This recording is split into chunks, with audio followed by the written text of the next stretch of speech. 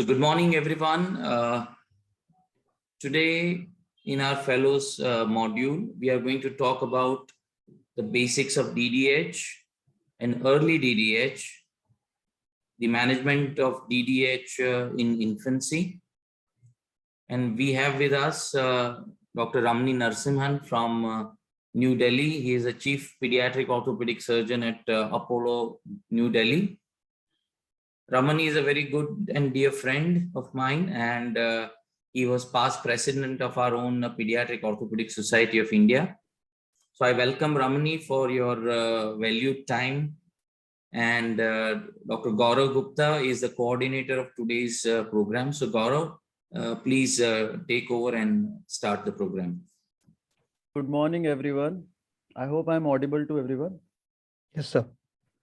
So it gives me immense pleasure to introduce my first guide to pediatric orthopedics, Ramani sir. And sir will be speaking on DDH, its diagnosis, Pavlik harness treatment, close reduction, and hip arthrogram. And after that, we have 3 short videos regarding hip spica application, hip stroller, and the hip spica table. So without wasting much time, I would ask sir to start his talk. Yeah, thank you very much, Gaurav. It's a pleasure to be here. Good morning, everybody. I'm going to share my screen right now.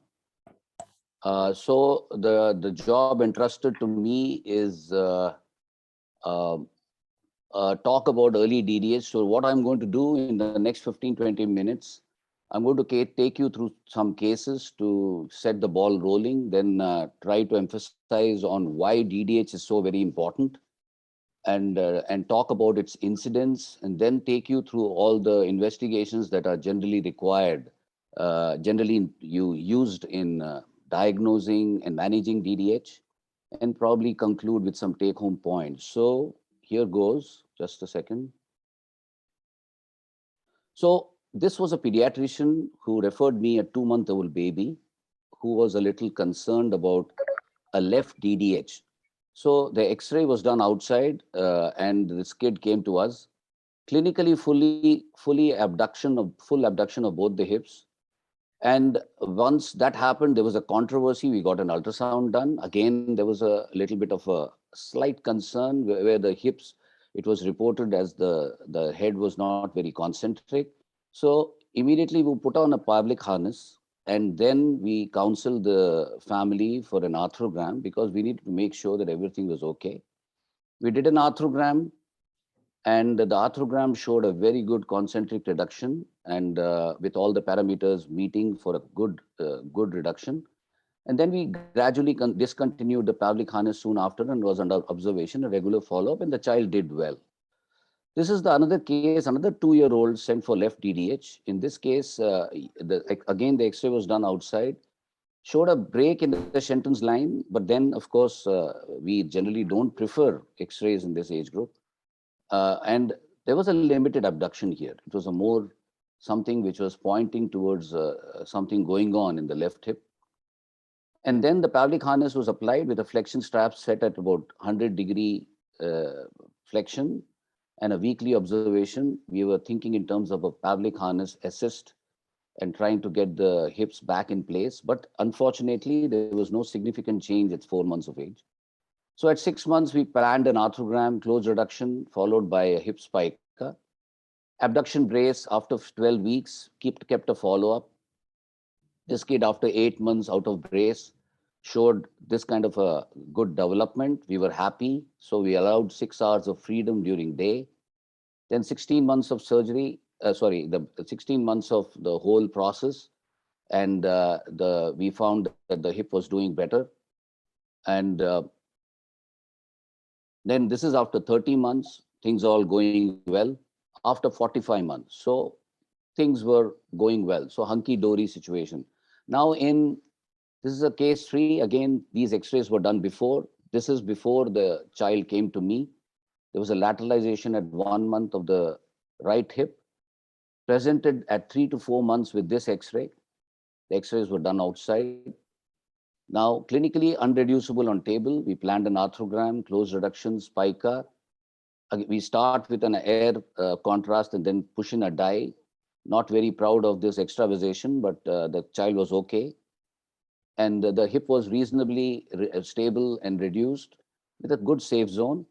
This kid, post-op hip spica was given again for 12 weeks, the same protocol. And after 3 months before bracing, so this was the situation before bracing, after 7 months of surgery, a slight femoral ossification nucleus is visible on the left side, maybe even on the right side on brace, but this patient was lost to follow-up, but cropped up, resurfaced at about 2 years with a fracture shaft humerus. So then we dug up all the old records, got the X-ray done, voila, things were okay. So we followed it up 30 months, and this was nearing 5 years. So things were okay. The child had clinically no problems.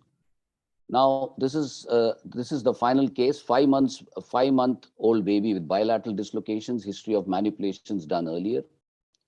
And we planned bilateral arthrograms, counseling the family. Adductor tenotomies were done because there was a restricted abduction, closed reduction and spica was done.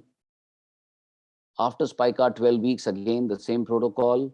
After 6 months, you can start seeing the femoral ossification nucleus on the right. Then after 10 months, we started seeing something on the left. The right one was developing.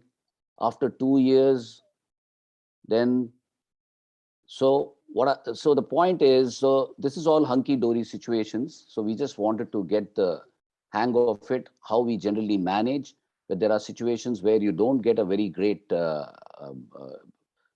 response, and then you need to understand how to do it, and that we will come to that. So I was a part of the screening program, which was out to get the national DDH screening protocol developed over a period of time. It was so in that I was entrusted a responsibility of understanding why we are so much after DDH. What is the incidence of DDH? So is it more than that of a common clubfoot? So what I did was I went through the standard textbook, Lowell and Winter's Pediatric Orthopedics, and then I found that they found the DDH terminology most confusing. DDH meant developmental dysplasia of the hip, instability, dysplasia, subluxation, dislocation, and developmental dislocations were complete irreducible dislocations. And the DDH incidence varied from 25 to 30 per thousand in Native Americans to very low incidence in Chinese and African descent. The true incidence was somewhere between 1 to 1.5 per thousand. Then again the Tasdia pediatric orthopedics, which was standard. Again, we went through that, where again they acknowledged the fact that the incidence was difficult to determine because of they could not really there was no proper definition. The examination type was varying, examination skill was varying, the population is varying, and some degree of hip instability was acknowledged in newborn, 1 in 1,000 to 3.4 in 100. So huge variability of the hip instability in newborn.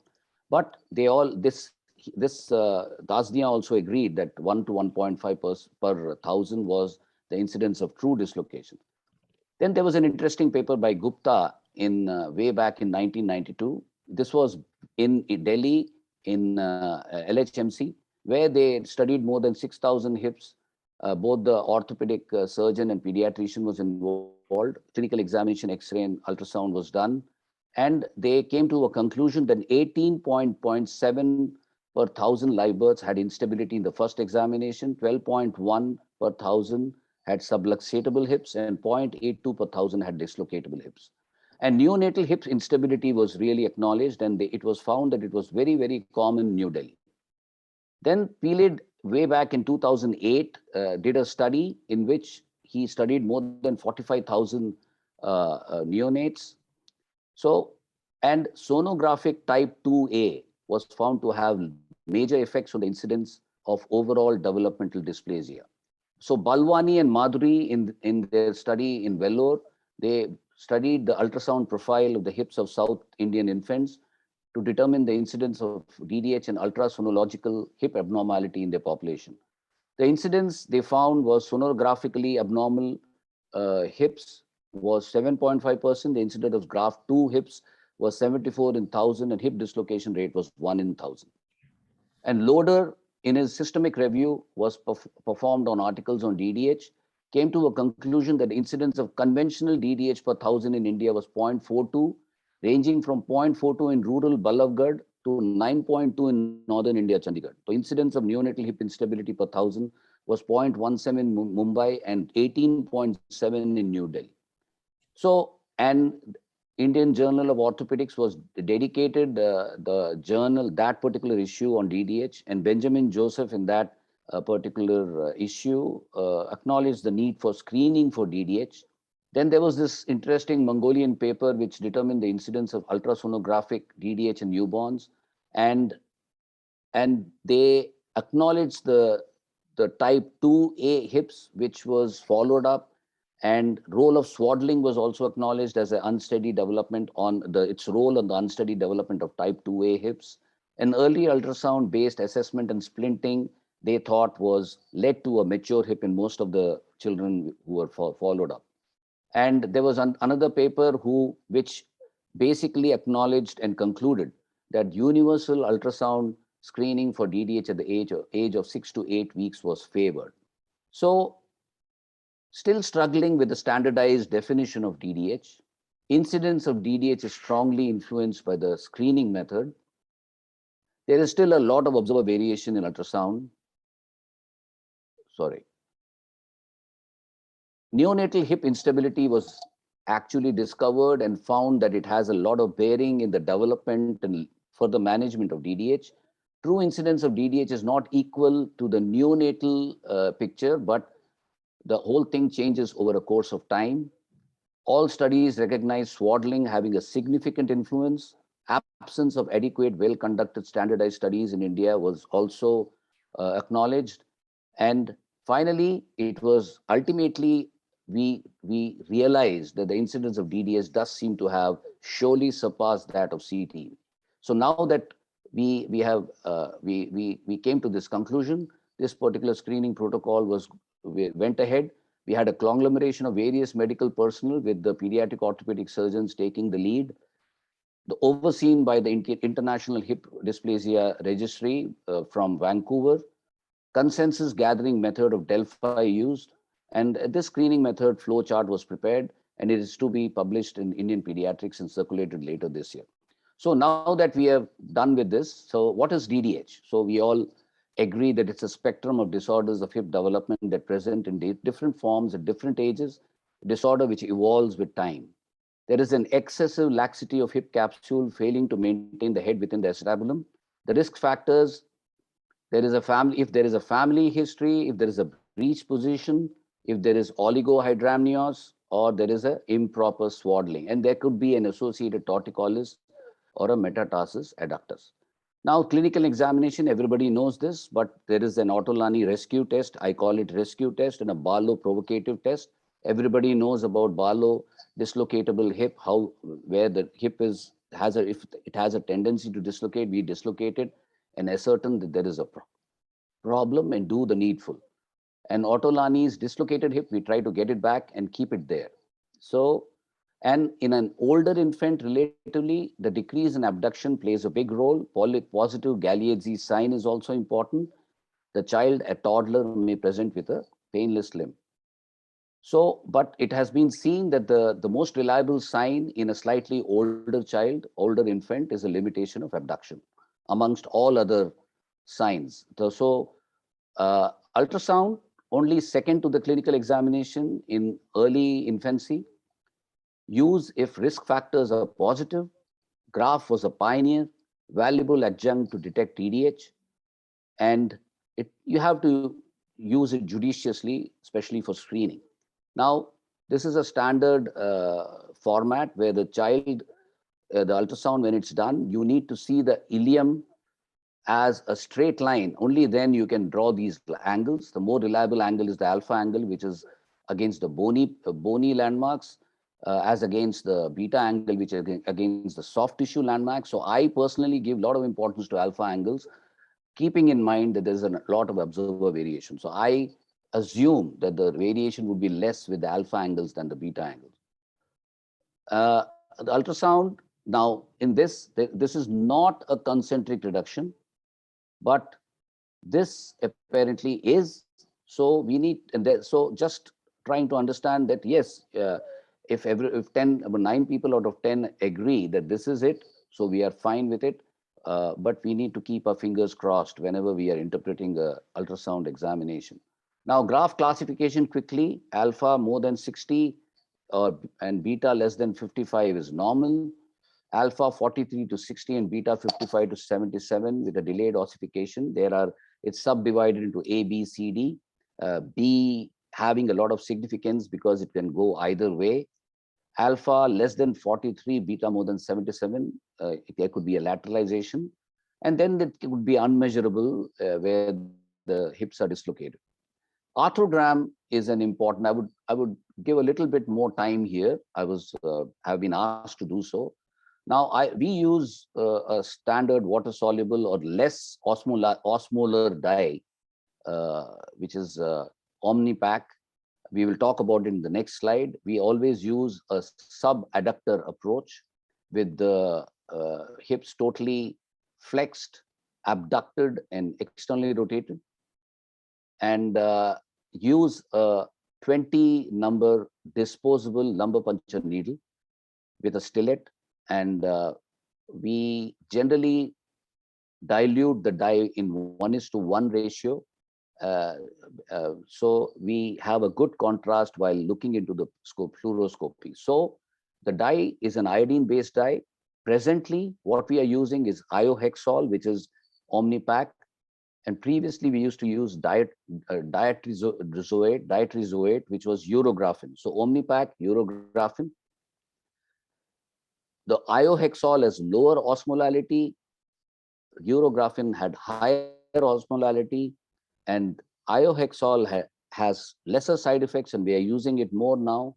And diatrizoate and urographin has more side effects, so it's less used now.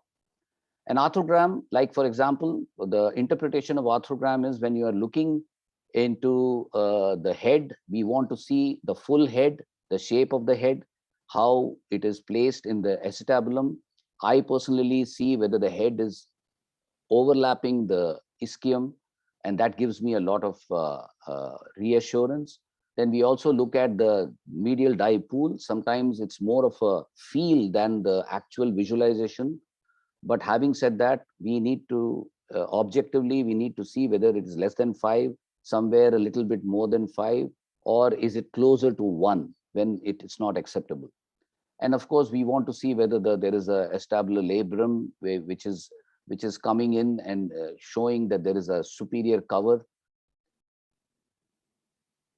And here the medial dye pool is more than 6 millimeters. It's supposed to be unstable, and this is a proper dislocation. So let us go ahead, talk about the X-rays, which is a gold standard at 14 weeks. So I switch over from ultrasound to X-ray as soon as it is 14 to 16 weeks. So there are lots of people who continue with ultrasound, but I'm not one of them. And everybody knows that we are looking at acetabular indices, which we want them to be closer to 20 than closer to 30.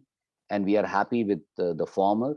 Then we also look at the sourcil. We also look at whether the head again is the femoral ossification nucleus is overlapping the ischium, like I said.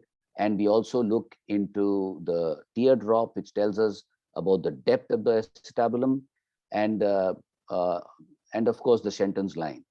And we also now look at the superior gap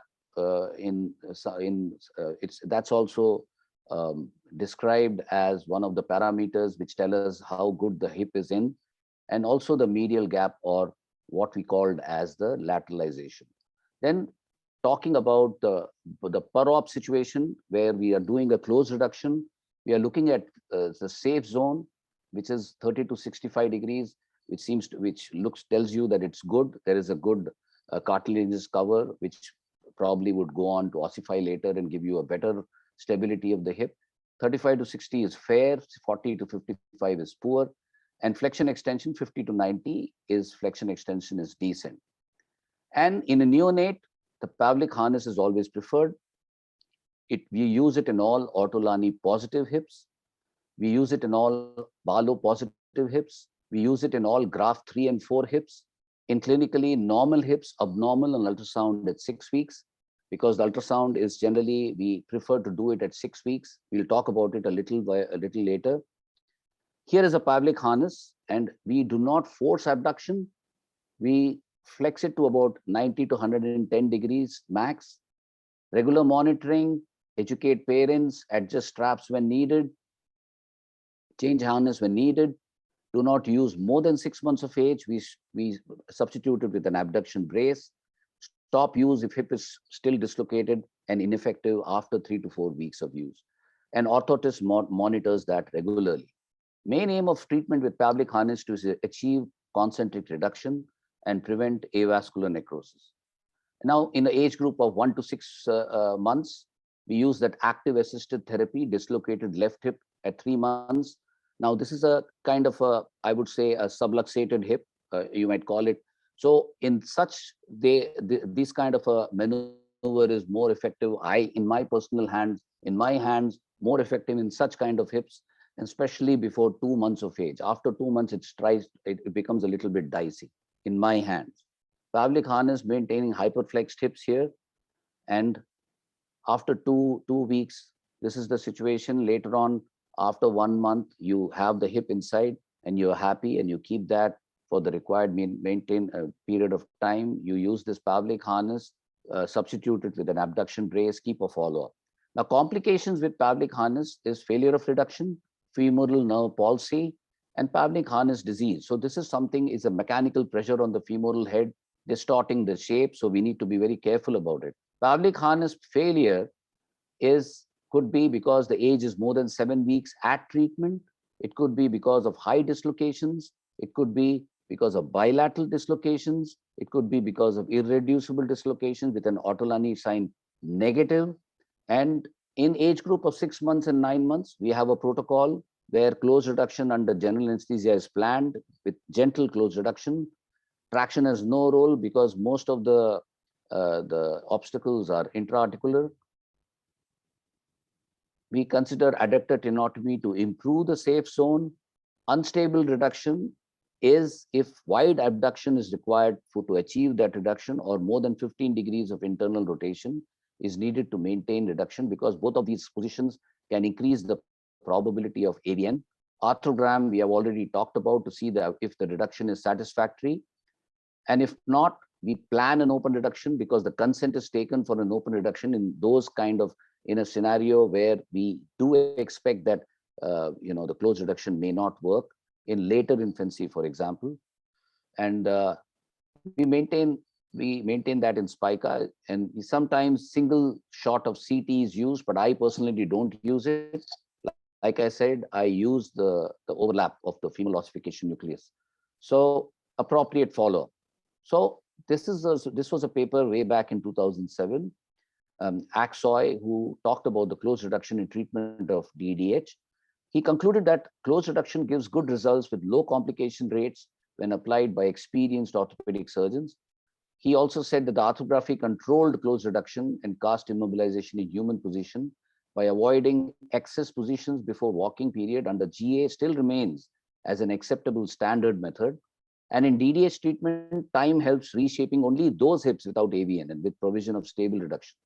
Otherwise, the time has no healing effect. And this is a failed close reduction in a 9-month-old boy. See that air contrast, nothing happening on close reduction. We went ahead, then there was it was very unstable with a poor safe zone, an obvious medial pool die. And so open reduction in Spica, various scenarios now. Hip clicks in a neonate, you go ahead, do an ultrasound, you find low alpha angles, you keep them under observation, Pavlik harness, follow up. The second scenario, Ortolani positive hips in a neonate, ultrasound, Pavlik harness, follow up. Then you have a situation, Ortolani positive hip in a younger infant, 1 to 2 months, like I said, ultrasound, Pavlik harness, assisted therapy, weekly ultrasounds, gradual reduction, it fails, arthrogram, close reduction, Spica, Pavlik harness, abduction brace, follow up. And then you have an Ortolani positive or negative hip in an older infant, depending upon how mobile the hip is. Then go ahead, do an X-ray, because I generally don't do an ultrasound beyond 3.5 to 4 months.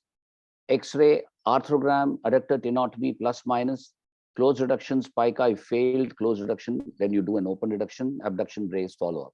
So just to summarize the whole thing. Now, this is a paper, interesting paper by Murray, who talked about the close reduction for treatment of developmental dysplasia of hip in February 2007. This was a retrospective study of 35 hips over 8-year period. Objective was to analyze the definition-dependent success rates of close reduction of the hips for DDH at Rainbow Babies and Children's Hospital in Cleveland. 25 unilateral and 5 bilateral hips were studied. 64%, 19 patients were less than 6 months old at the time of close reduction. 27% had age of 6 months to 12 months, and 9% were older than 12 months. Criteria for success was stable reduction during close reduction and sufficient acetabular development to avoid any secondary procedure. And 33 out of 35 hips were stably reduced. 1 case of bilateral DDH required OR. 10 out of 33 hips went on to require surgery for the residual dysplasia. So its conclusions were interesting. The success rate of close reduction and spica casting for treatment of the developmental DDH depends on the definition of success. In this series, 94% of hips could be stably reduced into the acetabulum, although 70% did not require a second surgery. The most important factor in the success of close reduction of the hip for DDH may be the age at the initiation of treatment. Now, I personally feel that, in that enthusiasm and endeavor to avoid surgery, sometimes you start pushing the hip inside the acetabulum while close reduction, even at ages 1.5 years. There are papers which talk about close reduction in 1.5 years.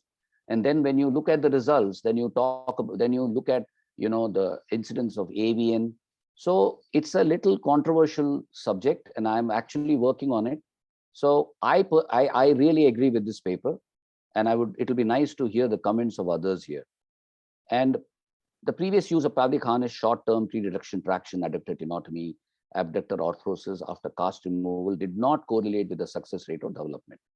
So the question arises, a moot question, which I feel we should ponder on, is why would anybody hesitate to put pelvic harness on even in suspected cases of DDH, which are earlier suspected cases, than to wait and struggle later with presumed small number of progressive cases of DDH. In other words, what I'm saying is that you find a lot of, like I said, there is a lot of incidents of DDH in the neonatal period, which some of them spontaneously reduce, and some of them, and the number reduces at the end of 1 year, for example. But having said that, if you find something at birth, why not put a pelvic harness and later on remove it, maybe after 2 months? So this is, again, I don't leave any stone unturned. I use a pelvic harness because it's a non-interventional method of management, and I don't see any, apart from a little bit of cost, I don't see why it creates a problem for people to put the pelvic harness on and remove it if it is not required. And after all, we want to avoid treating at this stage. All this, everybody knows, the outcomes, the chances of the hip developing well over a period of time. So take home message, incidence of DDH is more than clubfoot. So we need to give it importance. Ultrasound is best done first at 6 weeks so that we have more reliable information about the hip. And X-rays definitely should be done after 14 weeks because before the child is more susceptible to radiation. And I generally, like I said, use X-ray as a gold standard beyond 14 weeks. Detect and intervene early and appropriately to keep management simple and have better outcome. Pelvic harness assisted reduction is more in Ortolani positive hips in children less than 2 months of age. Arthrogram is an effective dynamic tool for ensuring close reduction. Concentric reduction is the crux, and that is the most important thing one has to bear in mind. Adductor tenotomy may improve the safe zone in older infants. And finally, supervise to make sure that you get a well-molded spica post-reduction. Thank you very much for listening. So Thank you, sir, for such a comprehensive Thank you. description regarding the conservative management of DDH. So there are a few questions. One is regarding Pavlik harness. So what is your protocol of Pavlik harness application? What position you prefer? And what is the sequence of ultrasounds you get after applying the harness? Yeah. So your question, sorry, Gaurav, like I said, the voice is breaking up. So what you are asking me is that whether I prefer ultrasound after using the Pavlik harness. Is that what you're asking me? So am I audible to you now? Hello? Hello? Dr. Ramani, am I audible? So we lost his video also. So can you come again, Gaurav, with the question? Yeah. So my question is, what is the Pavlik harness protocol? When we should apply it? What is the after applying it? How frequent we should get the ultrasounds, and how to wean it? Like Okay. if yeah. Right. Understood. I understood. Okay. So like I said, Pavlik, if there is, I do not hesitate to put the Pavlik harness. That was what I was talking about.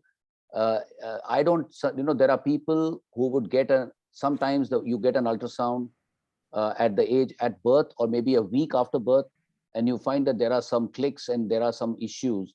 So sometimes I don't hesitate, depending upon the clinical examination and situations, I don't hesitate I probably overuse Pavlik harness during that time.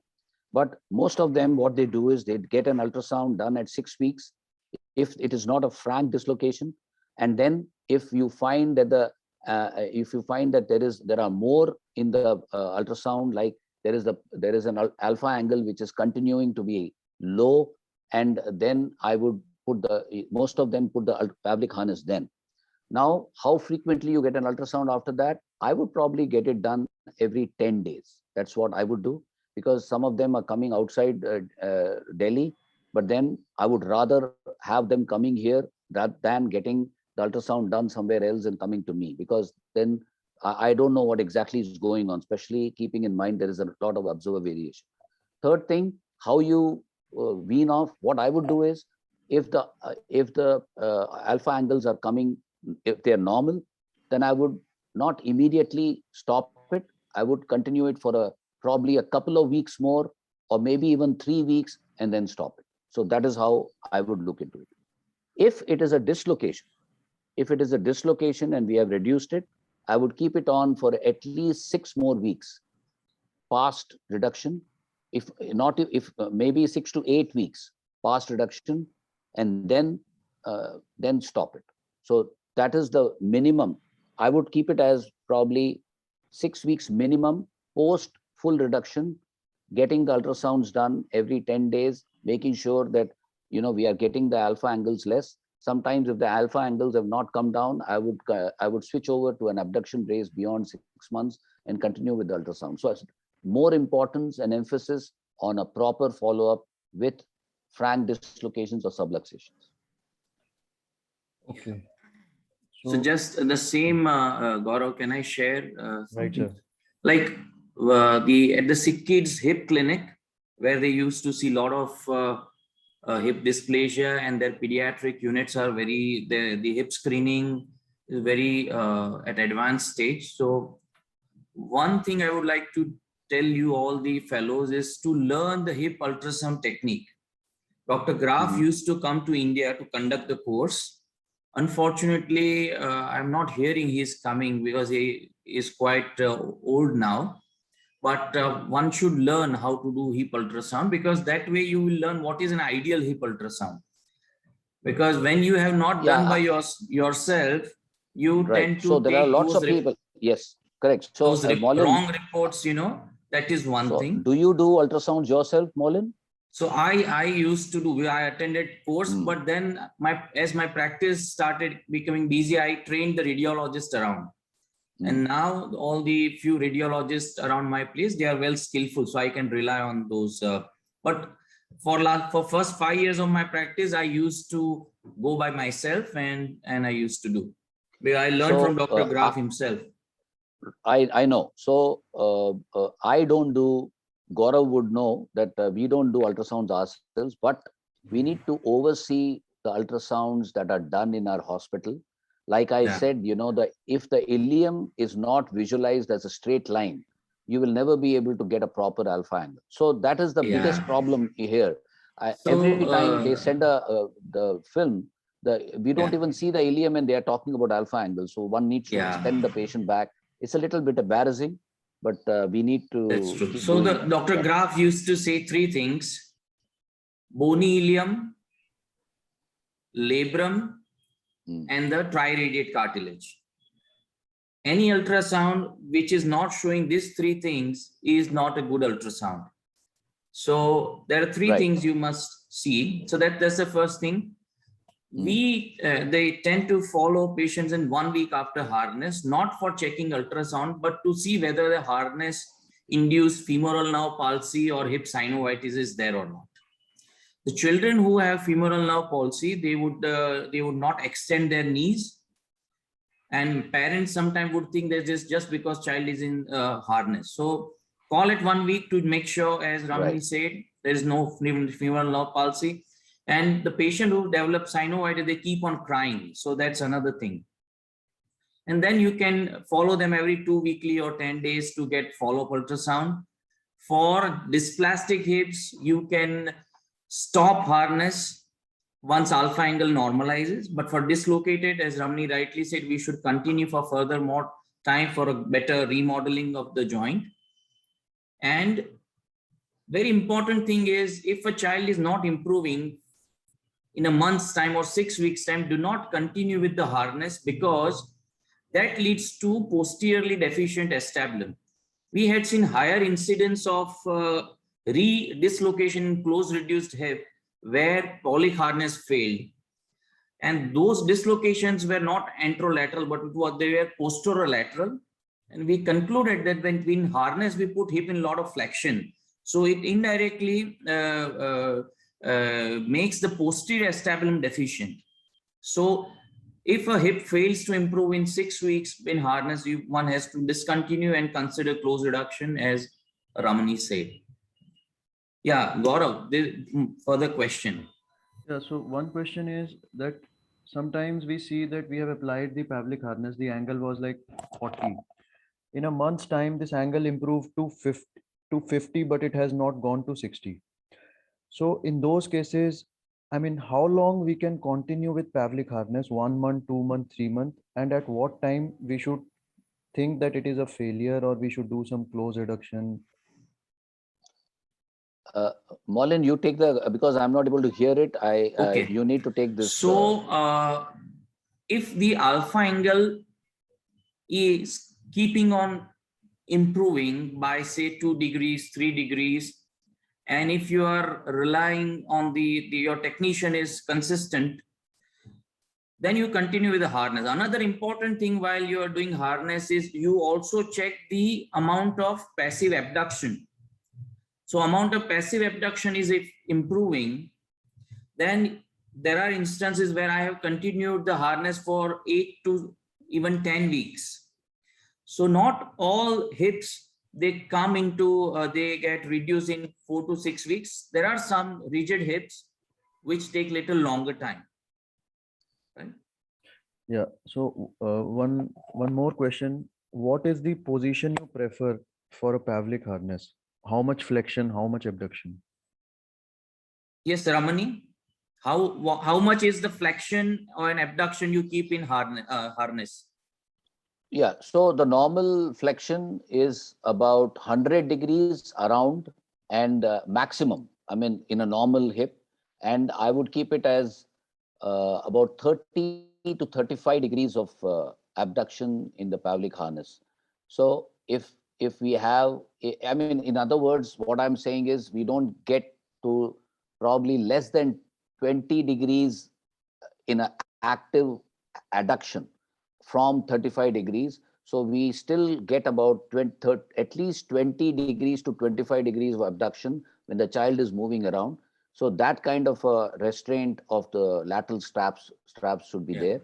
So I think that is what we are doing. And Like we don't force the abduction. That is what we keep on harping on, and that is So important. that's absolutely Yeah. right. With the increased range of abduction, you may increase your lateral step tightness, but Yeah. on day one, do not make it very tight.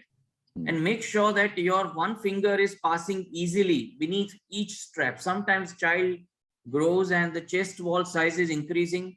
The shoulder straps are tight. There are complications like brachial plexus palsy after polyc harness application has also been reported. So make sure that the straps are loosely tied. Dr. Sham Kishan is from US. Sham, you have to say something. Please go ahead. So question for you all. I mean, we talk Yes. about alpha angles. Do you guys ever look at the percentage of the femoral head that's covered by the acetabulum? Yes, so that is a routine practice. Alpha angle and more than 50% of femoral head should be covered with a vertical line going from the ilium. Then it's a sign of a location. We use that parameter more than beta angle. I must confess that alpha angle more than 60 degrees and amount of femoral head more than 50% within the confine of acetabulum. These two parameters we use. Ramani, what is your take? The way I understand is the question was whether the reliability of alpha and beta angles. Was that the question? No, what is the amount of head within the acetabulum by drawing a vertical line on along the ilium? No, I don't get the question. What is the, sorry? No, Ramani, can you hear me? Yeah. Hi, Shyam. Please tell me again. No. So I was saying we talk about alpha angles and beta angles all the time. So in my practice, I like Mollin. I don't look at the beta angle at all. So the two things that are important for me are alpha angle and the percent femoral head coverage. So how much of the femoral head is covered by the acetabulum? So there are instances where the alpha angle is normal, but the head is not yet fully covered by the acetabulum. So I will continue the Pavlik until both these parameters are fully fulfilled before I discontinue Pavlik harness use. So that's one thing I wanted to bring up. The second is I don't have a routine age to start getting x-rays. I usually wait because, the dysplastic hip, the ossific nucleus is always delayed anyways. So we can wait more. And I've had hips even 7 months of age where the ossific nucleus has not appeared and I still do ultrasound scans. So, it's actually, for me, it's more of a dynamic assessment, and the appearance of the ossific nucleus dictates when I stop getting ultrasound scans. See, another important thing, Sham, is after, say, after the age of 4-5 months, we do X-ray, and now we have started following this IHDI classification, where the center of proximal femoral metaphysis, which is considered as the H point. So if that H point lies into the inner and inferior quadrant, then it's a sign of located hip. So this is IHDI classification, which Uni Narayanan was the author. So agreed. So we use after 5 months, and as you said, we do ultrasound. If it's a sequential assessment, because you have applied hardness, the alpha angle is improving, and now suddenly you switch to X-ray, then you will not know whether it is progressing or not. So in those cases, we use ultrasound even though the patient's age is advanced. So I agree with you in that front. Gaurav, So next Shyam, question. Yeah. So Shyam, do you do the ultrasound yourself, or do you do the ultrasounds yourself, Shyam? Somebody had asked this question earlier about the medical legal aspects of ultrasounds. So where I am right now, although I have a portable ultrasound that I can do, I don't have a report. So I still have to have it officially done at the hospital or at a facility, but I read them. I read the ultrasound scans, and that way I know. There are a few places that know to reliably do the ultrasound scan correctly, where, like Molin said, I can see a nice vertical ilium. I can see the triradiate cartilage. I can see the labrum. I can see the head. So they've taken a nice section, the angle in which they've got the ultrasound is correct. So I do Correct. that. But can I do it in the office? Yes, I can do it in the office. I don't routinely do it in the office though. So even Okay. if Yep. the fellows, if they are not doing ultrasound by themselves, they must know what is the ideal image. And hip ultrasound is not at all difficult. But the problem is most of the radiologists around, they are not habituated to this graph method. They are like, for the septic hip diagnosis, they do coronal. It's just a sagittal probe, very easy. But if you don't know, but you must know what is the ideal ultrasound image. And I will share with all the fellows graph course, and that is very important literature for all of us. Right. So last two questions and then we'll start the technique videos. So about the air arthrogram, Ramani sir, there's a question that is air arthrogram advisable? Can it cause any embolism or any other risk while doing it? Ramani sir, am I audible? So Gaurav, Yeah. why I brought this point is there is a paper published in New England Journal of Medicine. They had reported an embolism and death after air arthrogram. Now, many of us do air arthrogram without any consequences, but there is one case report, and one fatal complication is enough to change your practice. So it was a big no-no in sick kids for doing air arthrogram. So always use dye. So I would also advise my fellows that you don't do air arthrogram. As Ramani said, it's a nice niche technique. You put a needle, and once you touch the neck, withdraw the needle and put in dye. It's not a good practice to do air arthrogram. Okay? No, I would just comment here. We are not doing air arthrograms. We are not doing it as a regular practice. It is to make sure that the needle is in the right place by, first of all, withdrawing, making sure that we are not in any vessel, and then shoving in a little bit of air so that we know that we are not extra vesicating anywhere, and then shift the syringe To dye. Okay. into a dye syringe and So then you introduce the dye. So that is the inject point. a Not small doing an amount air of air. arthrogram as the Okay. primary thing. Yeah. Yeah, I agree. Okay. So, air arthrogram should not be done. Just a little air to make sure that you are in the joint. Yeah. So Yes. just may I comment a little bit, Maulin, on something? Yes, please. So you don't actually need to inject any air. Once you get the needle. Hello. Yeah, Sham, we lost your voice. Fine. So hello. Yeah, I can't hear him. Yeah. Yeah. So let us start with the last question until the time Sheenam can load her screen. Now we had two cases. Needle into the joint. If you give a little traction, this will actually inject under any positive pressure into the joint. Just pull. Okay. So Sudhanshu is here. He were to present a case, but I don't see him here. So I think Sudhanshu is here. Yeah. Okay. So let's take one case from Sudhanshu Bansal, Gaurav. Right, sir. And then videos. And Chinmay's point has been taken, and we'll share his case in our fellows group. Right, sir. So Sudhanshu, please share your screen.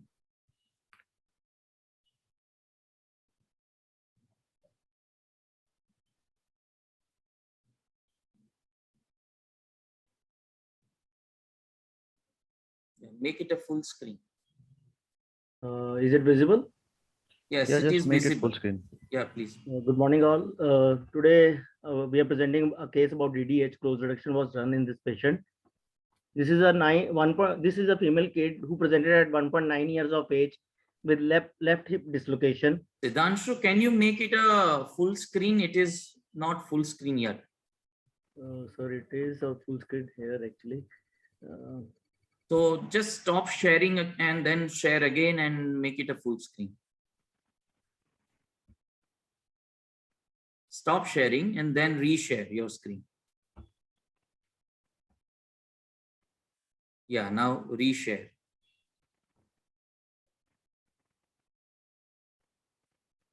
Is it full screen? Yes, now it is okay.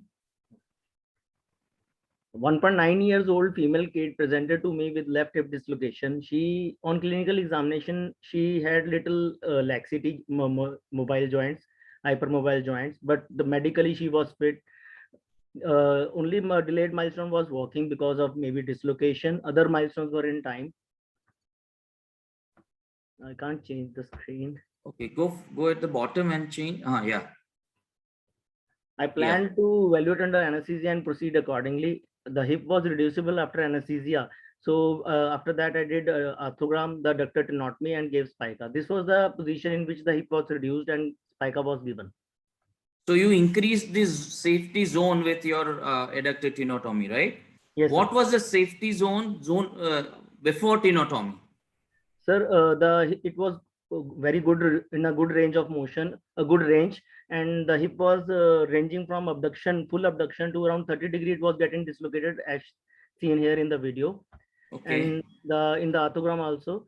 And from like 110 degree of flexion to around 40 degree, it was stable. The hip was very stable in this position.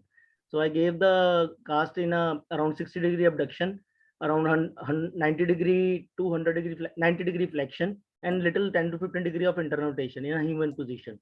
So these videos are after adductor tenotomy or before tenotomy? Before tenotomy. Okay.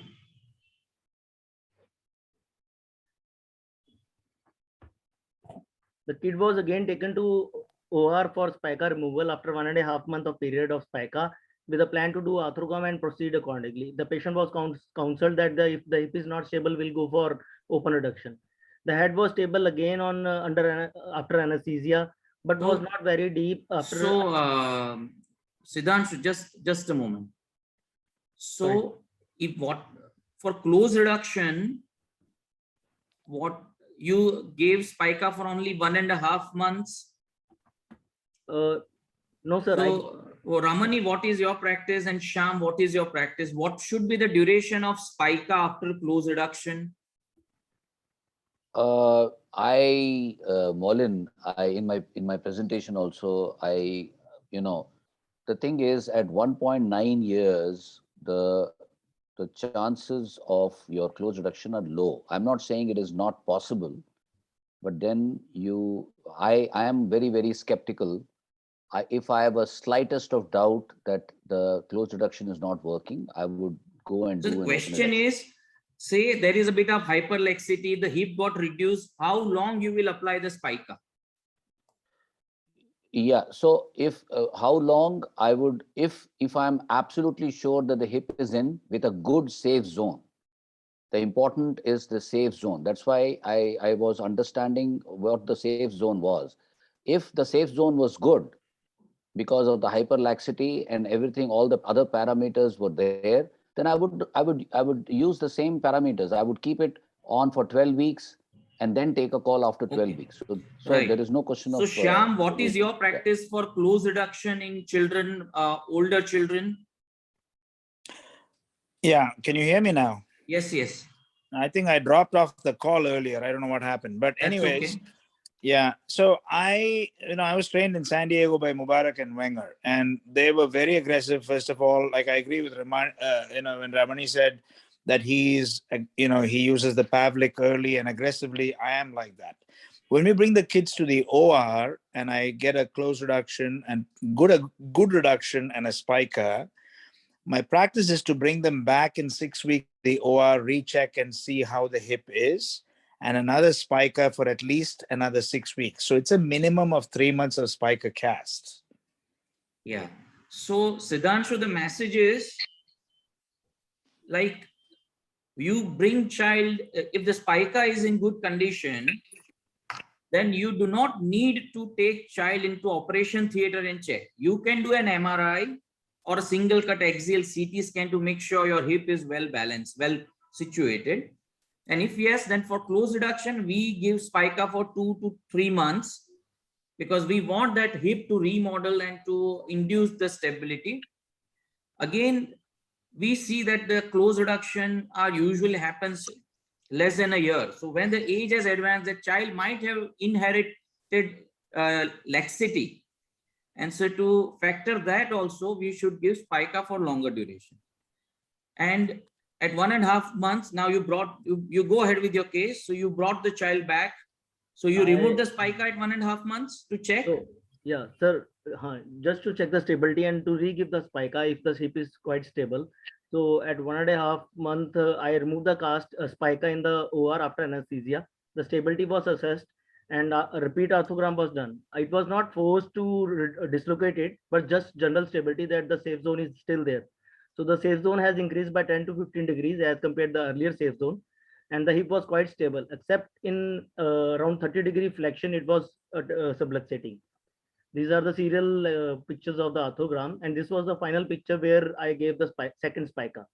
The head was not that deep, but and the head was, it appeared to be covered, and I continued with another spica. Okay. So this, I felt it not, there is a medial dipooling is there, but I was not able to understand, should I continue with the another spica or just considering it is quite stable. So I thought of giving another spica and give it at them.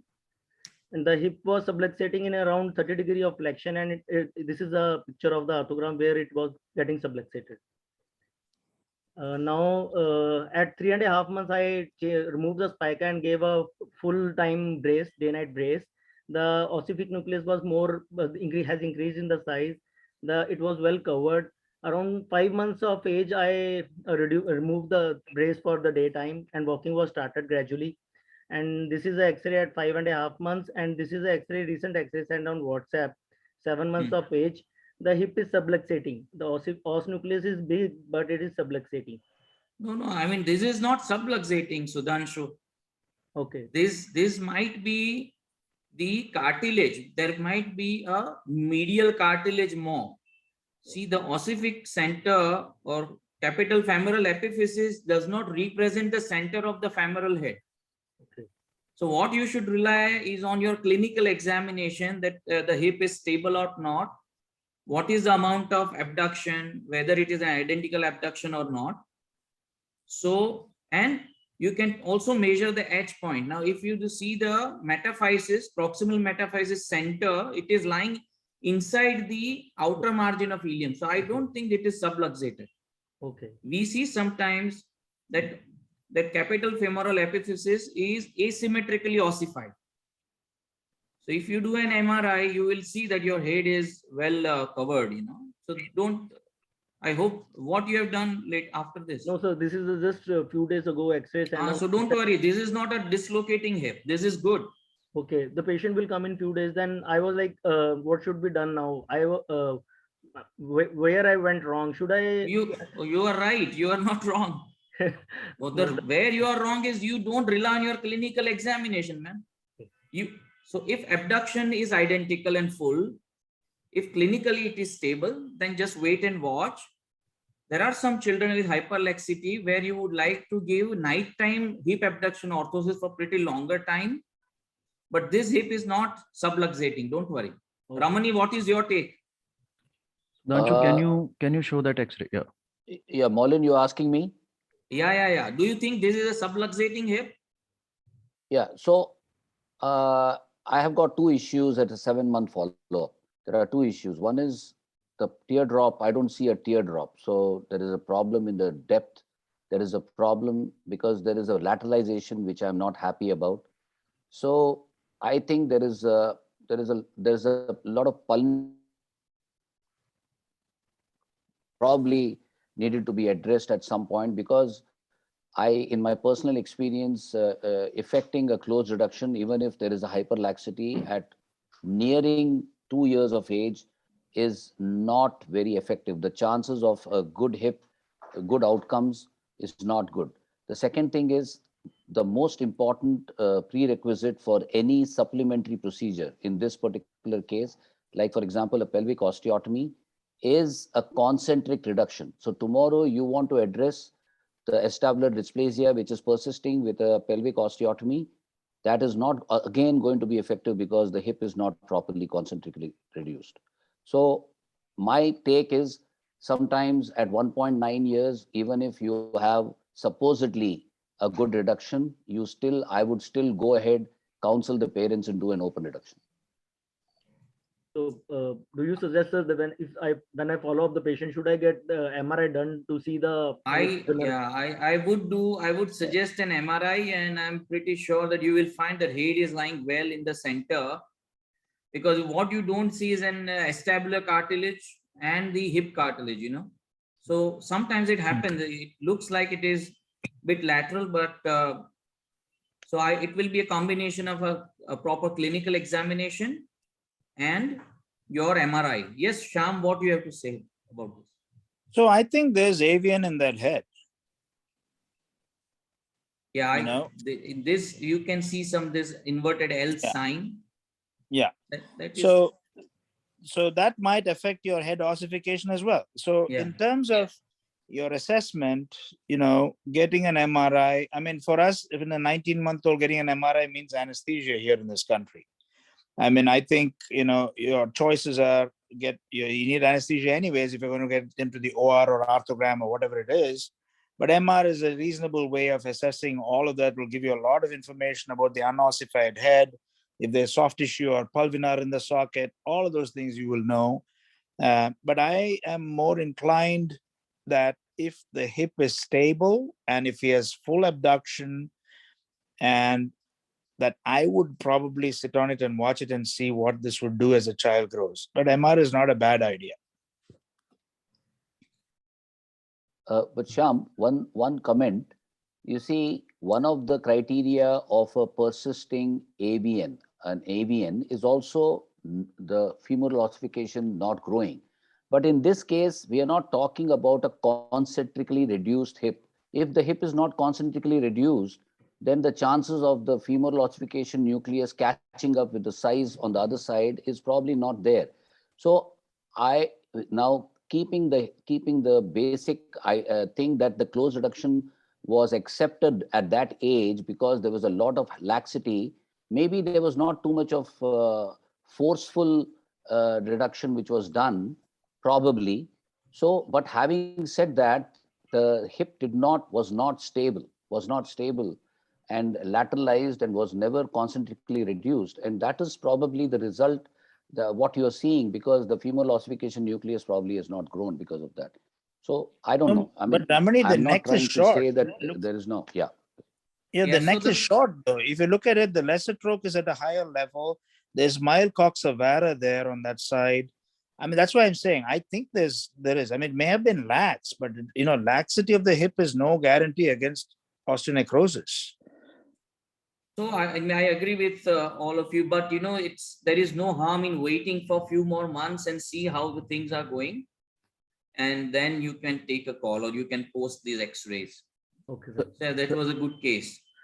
So I want to, yeah, Gaurav. Yeah, I want to raise 2 points here. One is if we compare the 5.5 months and 7 months X-ray, I feel at 7 months, the hip has migrated slightly proximally and laterally, which I don't feel very good about. And another thing is when we gave the spica after close reduction, after arthrogram, uh, the safe zone we obtained was 30 degrees from neutral. So there is a lot of variability in assessing the safe zone.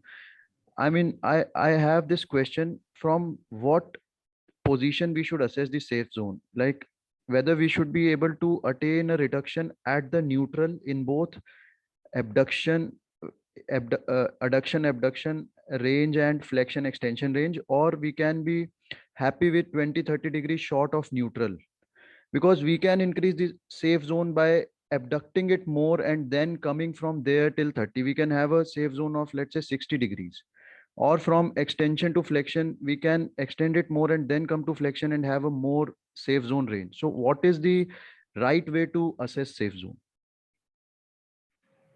So see, the safe zone is you start from the neutral position. Mostly in abduction, internal rotation, it is located, right? So with a more degree of abduction, you will see it is located. So you gradually from that abduction to bring to the neutral and see at what degree of adduction it goes out. That's one. And in flexion, it is usually reduced. And when you extend, with gradually. So you go in from a stable position of flexion and abduction and then try to bring it down. And that is the thing. Now, sometimes, as Sudhanshu said, that 30 degree of flexion, after 30 degree, below 30 degree, it was getting dislocated. And adduction was, I think, up to neutral, it was stable. So when you apply a spica in that degrees, in a stable degrees, we expect that hip to remodel, So the range of safety is important.